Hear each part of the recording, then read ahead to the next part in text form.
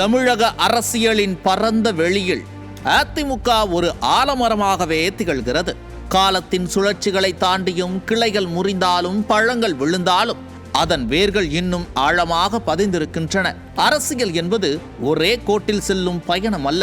அது வளர்ச்சியும் வீழ்ச்சியும் ஒற்றுமையும் பிளவுகளும் நம்பிக்கையும் ஏமாற்றங்களும் கலந்த ஒரு தொடர்ச்சியான பாதை. அந்த பாதையில் பல தசாப்தங்களாக பயணித்து வரும் கட்சியாக அதிமுக இருக்கிறது. 1972 சூழ்ச்சிகளால் திமுகவில் இருந்து வெளியேற்றப்பட்டார் புரட்சித் தலைவர் எம்ஜிஆர். துரோகத்தின் முழு உருவமான திமுக தலைமையிடமிருந்து தமிழ்நாட்டை காக்க அக்டோபர் 17, 1972 அன்று அனைத்திந்திய அண்ணா திராவிட முன்னேற்றக் கழகம் என்ற புதிய கட்சியை தொடங்கினார் புரட்சித் தலைவர். அவரது சிந்தனைகள் மற்றும் உழைப்பு கட்சியை பெரும் ஆலமரமாக்கியது. அதுவே கருணாநிதியை சுமார் 14 ஆண்டுகள் முதலமைச்சர் நாற்காலிக்காக வனவாசம் அனுப்பியது. அவரது மறைவுக்கு பின் கட்சியே இருக்காது என பேசினர், இருக்கக்கூடாது என விரும்பினர் சில விஷமிகள். கட்சி இரண்டாக பிளவுபட்ட போது பெரும் சிரமங்களுக்கு மத்தியில் புரட்சித் தலைவியினுடைய உழைப்பாலும் கட்சியே முக்கியம் என்ற ஜானகி அம்மையாரினுடைய உறுதியாலும் மீண்டும் அதிமுக என்ற ஆலமரம் வலுப்பெற்றது. புரட்சித் தலைவி அம்மா தலைமை பொறுப்பேற்று கட்சியை வழி நடத்தினார். அவரது தலைமை காலம் அதிமுக வரலாற்றில் மிக அதிகமான உள் அரசியல் மாற்றங்களும் பிளவுகளும் நிகழ்ந்த காலமாக பார்க்கப்படுகிறது.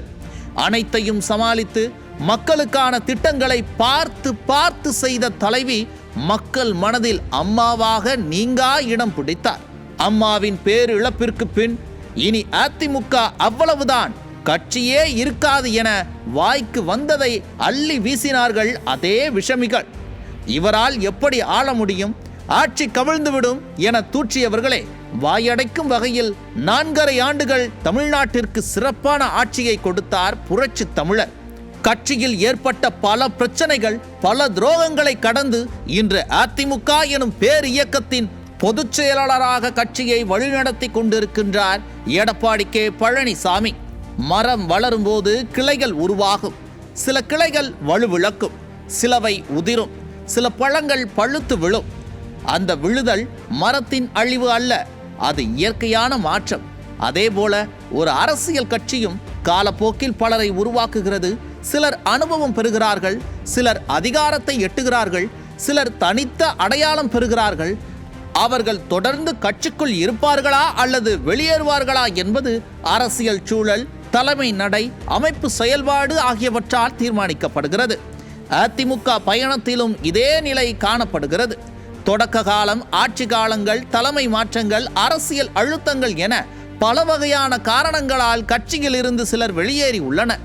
சிலர் கருத்து வேறுபாட்டால், சிலர் அதிகார மோதலால், சிலர் புறக்கணிக்கப்பட்டதாக உணர்ந்ததால், சிலர் தனிப்பட்ட பாதையை தேர்ந்தெடுத்தது என பல காரணங்கள் உள்ளன.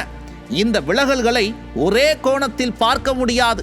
அவை ஒவ்வொன்றும் அந்தந்த காலகட்ட அரசியல் சூழலின் பிரதிபலிப்பாகவே பார்க்க வேண்டும்.